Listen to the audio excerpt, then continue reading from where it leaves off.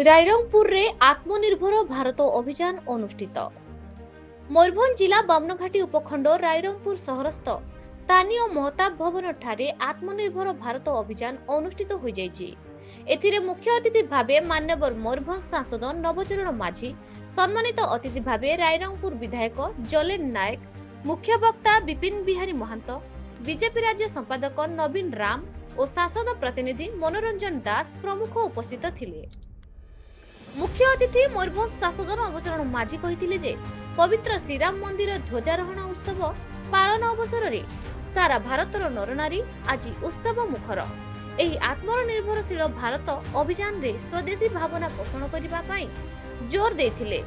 सम्मानित अतिथि बीजेपी राज्य संपादक नवीन निज वक्तव्य विकसित भारत और विकसित ओडिशा स्वप्न साकार करिबा लक्ष्य नै 2036 बेलकु स्वतंत्र विकासर ओडिशा एवं 2047 बेलकु भारत को एक विकसित राष्ट्र रे गठन करिबा आशा रखा जायछि।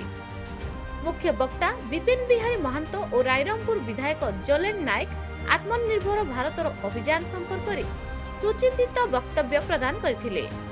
एथिरे बहु संख्यार लोक जोग देथिले। मयूरभंज रायरंगपुर श्यामनंद परिडांग रिपोर्ट न्यूज ओडिशा टीवी।